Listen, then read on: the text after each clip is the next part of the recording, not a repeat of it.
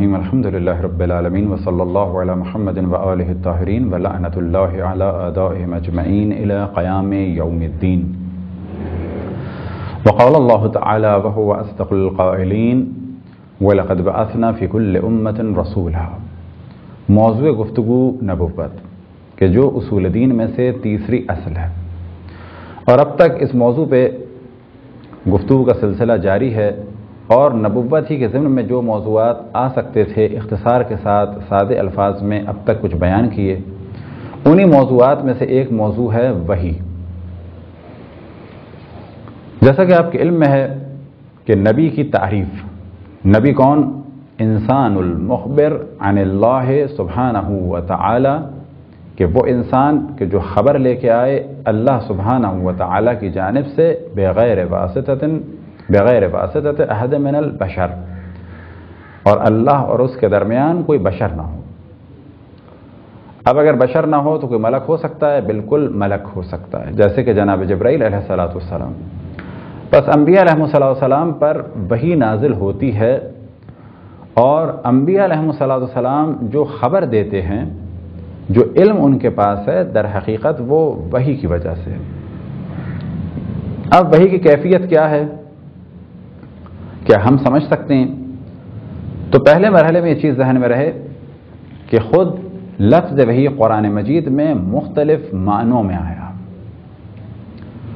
اب ان میں سے کچھ معنی کو بیان کیا جا سکتا ہے، اور کچھ وحی کی اقسام کو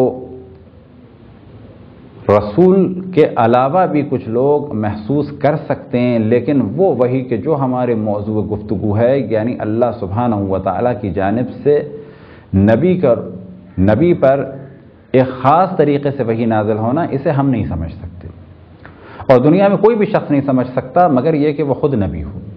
یہ ذہن میں رہے کہ بہت سارے موضوعات ایسے ہیں کہ جن کا نام لیا جا سکتا ہے، بہت ساری کیفیات ایسی ہیں کہ جن کا ذکر کیا جا سکتا ہے، ان کا نام رکھا جا سکتا ہے، لیکن اسے اس دنیا میں ہم محسوس نہیں کر سکتے۔ اور بعض کیفیات ایسی ہیں کہ جن کا ہم اس دنیا میں احساس تو کر سکتے ہیں، لیکن اس کی ہم کوئی تعریف بیان نہیں کر سکتے، اس کا ہم ذکر نہیں کر سکتے، اسے ہم صحیح ڈیفائن نہیں کر سکتے۔ مثال کے طور پہ بعض کیفیات کہ جن سے ہم دنیا میں آشنا ہیں، بعض کیفیات ایسی ہیں کہ بچپنے کی ہیں تو بچہ سمجھ سکتا ہے، لیکن ایک بچہ اپنے بچپنے میں بڑھاپے کی کیفیات کو نہیں سمجھ سکتا۔ ایک بچہ بچپنے میں ماں کی محبت کو نہیں سمجھ سکتا۔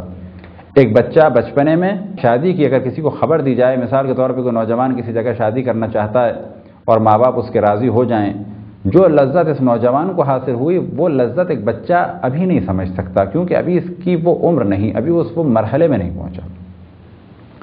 تو بعض کیفیات ایسی ہیں کہ جنہیں ہم پہلے کے مرحلوں میں نہیں سمجھ سکتے، لیکن بعد کے مراحل میں سمجھ سکتے ہیں۔ مثال کے طور پہ بچپنے میں نہیں سمجھ سکتے، جوانی میں سمجھ سکتے ہیں۔ بعض مسائل ایسے ہیں، بعض کیفیات ایسی ہیں، بعض لذتیں ایسی ہیں جنہیں ہم جوانی میں شاید نہ سمجھ سکیں، بڑھاپے میں سمجھ سکیں۔ بس ایک تو یہ مرحلہ ہو گیا۔ اسی طرح سے بعض ایسی کیفیات اور ایسے حالات ہیں کہ جسے ہم نہیں سمجھ سکتے کیونکہ ہمارا اس سے کوئی تعلق نہیں، انہی میں سے ایک ہو گئی وحی۔ اور بعض ایسی کیفیات یا ایسے حالات یا ایسی چیزیں ہیں، ایسے موجودات ہیں کہ جن کا ذکر ہم دنیا میں سن سکتے ہیں، دنیا میں ان کا ذکر ہم کر سکتے ہیں، دنیا میں وہ ہیں لیکن ہم انہیں نہیں سمجھ سکتے۔ مثال کے طور پہ جن یا ملک یعنی ملائکہ، اور آخرت کی وہ چیزیں کہ جن کا ذکر ہم کر سکتے ہیں، مثال کے طور پر جنت اور جہنم، یا جنت کی نعمتیں اور جہنم کے عذاب، انہیں ہم دنیا میں نہیں سمجھ سکتے۔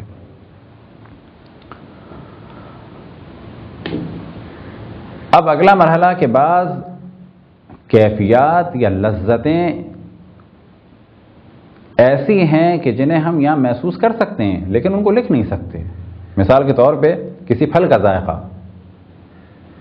سب سے زیادہ پھل جو عام طور پہ ہم لوگ کھاتے ہیں، اور خصوصاً اردو بولنے والے حضرات جو سب سے زیادہ پھل کھاتے ہیں وہ آم ہے۔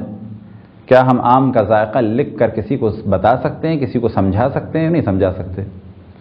کہا جائے گا آم میٹھا ہے، یعنی آم شکر جیسا ہے، آم کسی مٹھائی جیسا ہے، چیکو میٹھا ہے، بس آم اور چیکو ایک جیسے ہیں، کہا جائے گا نہیں۔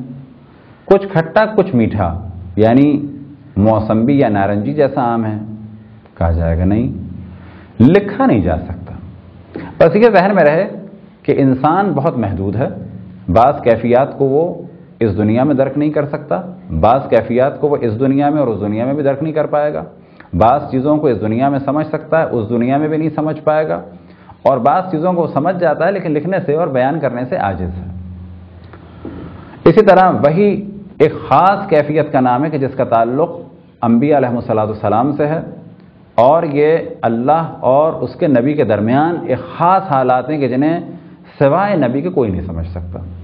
حتیٰ انبیاء میں بھی درجات ہیں، ایک وہ نبی کے جو بہت بلند درجے کا ہے اور ایک وہ نبی کے جن کا درجہ کچھ کم ہے، دونوں ایک دوسرے کے حالات سے آشنا نہیں ہیں، دونوں ایک دوسرے کی کیفیات سے آشنا نہیں ہیں۔ بہت سارے راز ایک دوسرے کے درمیان ایسے ہیں کہ جو ایک چھوٹے درجے کے نبی سے پوشیدہ ہیں، بڑے درجے کے نبی کی معرفت الگ ہے، ان کے درجات الگ ہیں۔ بس وہی وہ چیز ہے کہ جسے ہم غیر نبی اور غیر معصوم اس دنیا میں نہیں سمجھ سکتے، کیونکہ ہمارا تعلق وہی سے نہیں۔ اب یہ وہی کیا چیز ہے؟ یہ ایک مشترک لفظ ہے۔ آیا قرآن مجید میں لفظ وحی ایک ہی معنی میں آیا؟ تو اس جانب ہمیشہ ہم نے توجہ دلائی کہ ہمارے یہاں ایک فرقے نے بہت زیادہ شدت کی، یعنی وہابی حضرات نے وجہ کیا ہے کہ قرآن کی آیت کو کسی ایک کو ذہن میں رکھ لیا اور اس کے بعد اسی پر حکم لگاتے ہوئے چلے گئے، یا یہ کہ ایک لفظ اللہ کے بارے میں آیا تو کہا پس یہ دوسرے کے بارے میں نہیں آ سکتا، یہ کفر کر دیا، شرک کر دیا۔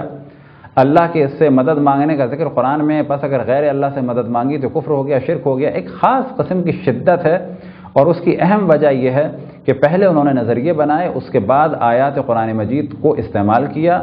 البتہ بعض جگہ ایسا نہیں ہوا، بلکہ قرآن مجید کی تلاوت کے دوران جو بعض آسان سی آیتیں تھیں جو بہت زیادہ واضح سی تھیں، ان کو انہوں نے پڑھ لیا، سمجھ لیا، باقی دیگر آیات پہ دقت نہیں کی، جبکہ قرآن مجید کی آیات کچھ ناسخ ہیں، کچھ منسوخ ہیں، کچھ عام ہیں، کچھ خاص ہیں، کچھ مطلق ہیں، کچھ مقید ہیں، کچھ ایسی ہیں کہ جن کی تعویل کی ضرورت ہے، نہ یہ کہ ہر آدمی سمجھ لے اور بعد میں دعویٰ کیا جائے کہ جی قرآن تمام انسانوں کے لیے ہے، پس ایک بہت بڑا عالم یا مثال کے طور پہ تمام انبیاء کے سید و سالار رسول اللہ صلی اللہ علیہ وآلہ وسلم جس طرح سے قرآن کو سمجھ رہے ہیں، پس ایک جاہل آدمی بھی قرآن کو ایسے ہی سمجھ لے گا، ایسا نہیں ہو سکتا۔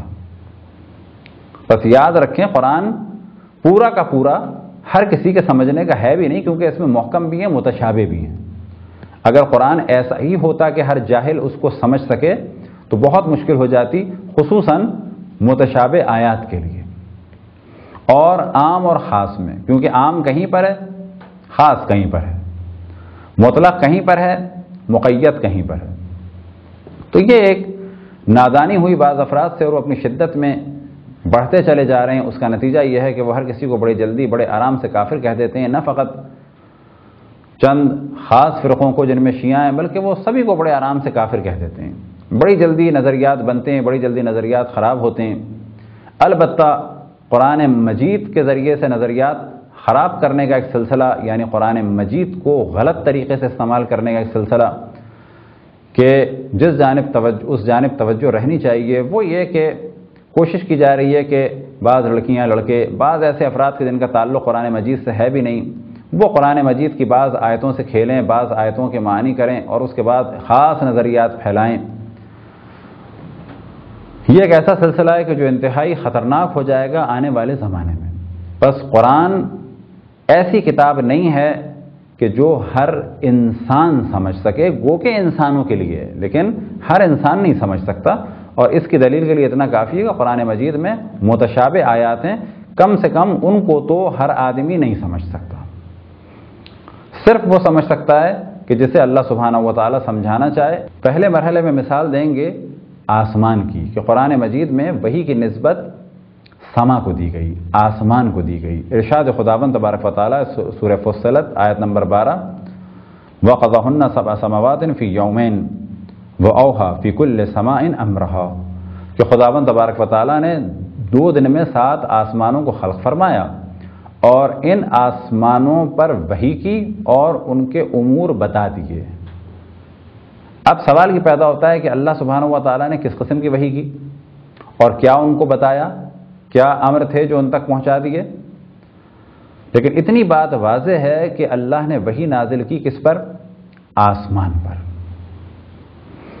اب یہ وحی وہ نہیں ہے جو انبیاء پر آئی، بلکہ یہاں پر مراد ہے کہ آسمانوں کو ایک خاص روش پہ چلا دیا۔ آسمان سے مراد سیارے و ستاروں کے درمیان جو خلا ہے اسے خاص روش پر چلا دیا۔ یہ فاصلے خاص ہیں، یہ روش خاص ہے، اس پہ اللہ نے چلا دیا انہیں، اور اس ہدایت کو، ہدایت تکوینی کو یہاں پر وحی کہا گیا، لہذا اس وحی کا نام رکھا جائے گا وحی تکوینی۔ وحی تکوینی کی ایک اور مثال ہے، البتہ یہاں پر بے جان چیز سے منسوب ہے، اور اگلی مثال میں اس وحی کی نسبت ایک جاندار مخلوق سے ہے لیکن انسان سے نہیں ہے۔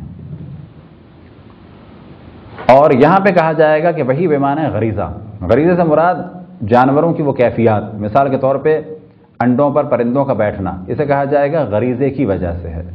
ماں کا بچے کو دودھ پلانا کہا جائے گا یہ غریزے کی وجہ سے ہے، ایک فطری روش ہے، تقریباً فطرت سے قریب قریب، لیکن فطرت اور غریزے میں کچھ فرق ہے۔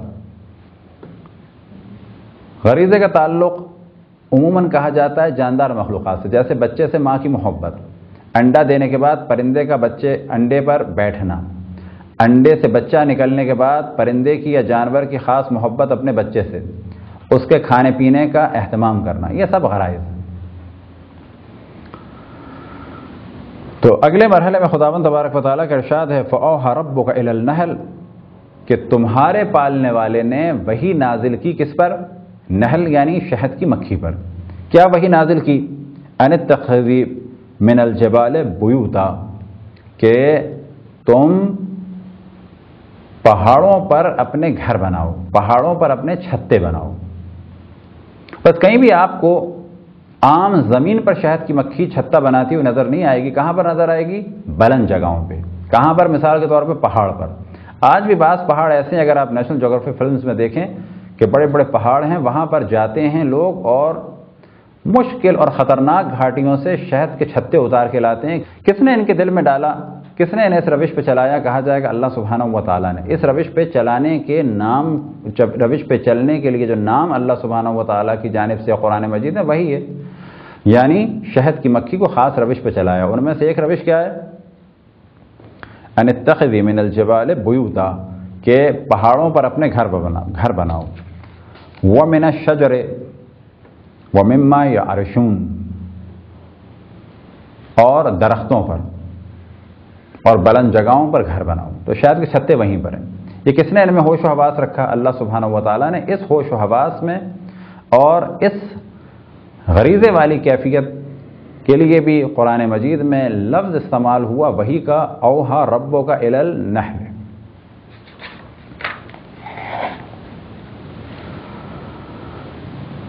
تیسرے مرحلے پہ جو مثال دی جا سکتی ہے کہ اللہ سبحانہ و تعالیٰ نے وحی نازل کی کس پر؟ جناب موسیٰ کی والدہ پہ۔ لہذا یاد رکھیں، کہا جاتا ہے جس پہ وحی نازل ہو وہ نبی ہے، تو کیا جناب موسیٰ کی والدہ نبی تھیں؟ وہ نبی نہیں تھی۔ کیا نبی کی وہ ڈیفینیشن کہ جو انبیاء کے لیے بیان کی جاتی ہے، کیا وہ وحی نازل ہوئی؟ کہا جائے گا وہ نہیں ہوئی، بلکہ یہاں پر ایک کیفیت تھی الہام کی، یعنی جناب موسیٰ علیہ السلام کی والدہ پر کوئی حکم قرآنی نازل نہیں ہوا، کوئی حکم نازل نہیں ہوا، کوئی شریعت نازل نہیں ہوئی۔ لہذا جب انبیاء کے لیے کہا جائے وحی تو کہا جائے گا کون سی وحی؟ وحی تشریعی، یعنی شریعت نازل ہو رہی ہے، قانون نازل ہو رہا ہے، حکم نازل ہو رہا ہے۔ لیکن جب سما کے لیے کہا جائے تو کہا جائے گا ایک تکوینی، ایک کائنات میں نظام ہے، اس نظام کی جانب اللہ نے گامزن کر دیا کس کو؟ آسمان کو۔ جانوروں میں ایک نظام ہے اور جانوروں کو اس نظام کی جانب گامزن کر دیا کس نے؟ اللہ نے۔ پس ان جانوروں کے لیے بھی کہا جائے گا وحی۔ جناب موسیٰ علیہ السلام کی والدہ کے لیے بھی لفظ وحی استعمال ہوا۔ ارشاد خداوند تبارک و تعالیٰ ہے وَأَوْحَيْنَا إِلَىٰ أُمِّ مُوسَىٰ، کہ ہم نے وحی نازل کی کس پر؟ جناب موسیٰ کی والدہ پر۔ اور وہ کیا وحی نازل کی کہ اس کو دودھ پلاؤ، اس کے بعد کیا کرو؟ وَإِذَا خِفْتِ عَلَيْهِ فَأَلْقِيهِ فِي الْيَمِّ وَلَا تَخَافِي وَلَا تَحْزَنِي إِنَّا رَادُّوهُ إِلَيْكِ وَجَعَلُوهُ مِنَ الْمُرْسَلِينَ۔ سورہ قصص کہ جناب موسیٰ علیہ السلام کی والدہ پر وحی نازل کی. کیا وحی نازل کی؟ اس کو دودھ پلاؤ. دودھ پلانے کے بعد کیا کرو؟ اگر اس کی جان کا خطرہ ہو تو اس کو دریا میں ڈال دو. وَلَا تَخَافِي وَلَا تَحْزَنِي إِنَّا رَادُّوهُ إِلَيْكِ وَجَاعِلُوهُ مِنَ الْمُرْسَلِينَ. خوف نہ کرو، حزن نہ کرو، ہم اسے پلٹائیں گے اور مرسلین میں سے قرار دیں گے. یہ اللہ سبحانہ و تعالیٰ نے الہام فرمایا جناب موسیٰ علیہ السلام کی والدہ کے دل میں. یہ جو الہام تھا اس کے لیے بھی لفظ استعمال ہوا وحی. یہاں پہ کہا جائے گا یہ ہے وحی الہامی. اسی کی ایک اور مثال کہ ارشاد خداوند تبارک و تعالیٰ ہے وَإِذَا أَوْحَيْتُ إِلَى الْحَوَارِيِّينَ أَنْ آمِنُوا بِي وَبِرَسُولِي کہ میں نے جناب عیسیٰ کے حواریوں پر وحی نازل کی. کیا ڈالا ان کے دل میں؟ کس طرح سے ان کی ہدایت فرمائی کہ تم مجھ پر ایمان لاؤ اور میرے رسول پر ایمان لاؤ. سورہ مائدہ آیت نمبر 111.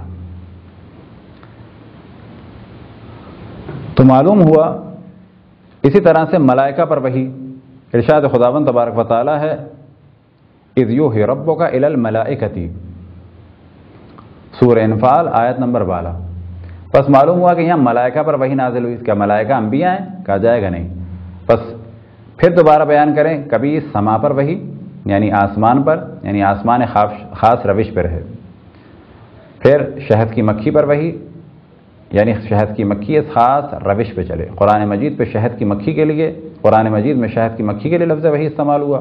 لیکن کہا جائے گا باقی جانوروں کے لیے بھی لفظ استعمال ہو سکتا ہے لیکن ہم کرتے نہیں. کیوں نہیں کرتے؟ کیونکہ قرآن مجید میں نہیں ہے. لیکن باقی جانوروں کو جو اللہ سبحانہ و تعالیٰ نے اس روش پہ چلایا کہ وہ آگے بڑھیں اپنی نسل کو چلائیں ان میں یہ کہاں سے عقل و شعور آیا؟ کہا جائے گا غریزہ اللہ کی جانب سے الہام ہوا. قرآن مجید میں اس الہام کے لیے بھی جو جانوروں پہ ہوا لفظ وحی استعمال ہوا. پھر جناب موسیٰ کی والدہ ماجدہ کے لیے لفظ وحی استعمال ہوا. جناب عیسیٰ کے حواریوں کے لیے لفظ وحی استعمال ہوا کہ اللہ نے ان حواریوں پہ وحی نازل کی. اسی طرح سے ملائکہ کے لیے لفظ وحی استعمال ہوا کہ اللہ سبحانہ و تعالیٰ نے ملائکہ پر وحی نازل کی. اب یہاں پر اور مثال ہے کہ جو اور زیادہ جو ہے لوگوں کو ممکن ہے کہ تعجب ہو کیا ایسا بھی ہو سکتا ہے قرآن میں وحی اس معنی میں استعمال ہو. تو کہا جائے گا کہ ہاں حتیٰ شیاطین جب ایک دوسرے کے ذہن میں کچھ ڈالیں تو وہاں پر بھی اس کام کے لیے لفظ وحی استعمال ہوئی. لہذا ارشاد خداوند تبارک و تعالیٰ ان الشیاطین لا یوحون الی اولیائہم کہ شیاطین اپنے دوستوں پر کیا کرتے ہیں؟ وحی کرتے ہیں یعنی ان سے ایک تعلق برقرار کرتے ہیں ان تک پیغام پہنچاتے ہیں. اس کے لیے بھی لفظ وحی استعمال ہوا. سورہ انعام آیت نمبر 121. اب آخری مرحلے میں ہم ذکر کرتے ہیں اس وحی کا کہ جس کو نام دیا جائے وحی تشریعی یا وہ وحی کہ جس کا تعلق نبوت سے ہے. وما ینطق عن الہوی ان ہوا الا وحی یوحی کہ یہ میرا حبیب اس وقت تک بات نہیں کرتا جب تک کہ اس پہ وحی نازل نہ ہو جائے. وَنَزَلَ بِهِ روح الامین اور ان پر روح الامین کا نزول ہوا. اب وہ تمام آیات ذہن میں رکھیں گے جس میں رسول اللہ صلی اللہ علیہ وآلہ وسلم یا انبیاء علیہ السلام کے لفظ وحی کا استعمال ہوا. بس یہاں پر یہ بات واضح ہو گئی کہ قرآن مجید میں بعض الفاظ مشترک ہیں. لفظ ایک ہے معنی بہت سارے ہیں. اسی طرح لفظ وحی کے بھی معنی الگ الگ ہیں. ہمارا موضوع ہے وہ وحی جو انبیاء علیہ السلام پر اللہ سبحانہ و تعالیٰ کی جانب سے نازل ہوئی اور یہ وہ وحی ہے کہ جس کا نام ہے وحی تشریعی. اگر اس بحث پہ آپ نے دقت کی تو آپ کو اندازہ ہوا کہ ایک ہی لفظ مختلف معنی میں ہے. بہت جلدی سے حکم لگانا صحیح نہیں ہے. خداوند تبارک و تعالیٰ سے دعا ہے کہ ہمیں اپنے رسول اپنی حجتوں خصوصاً امام زمان علیہ السلام کی معرفت اور اطاعت کی توفیق عطا فرمائے اور ہمیں اس دنیا میں اور اس دنیا میں صادقین کے ساتھ یعنی اہل بیت علیہم السلام کے ساتھ محشور فرمائے.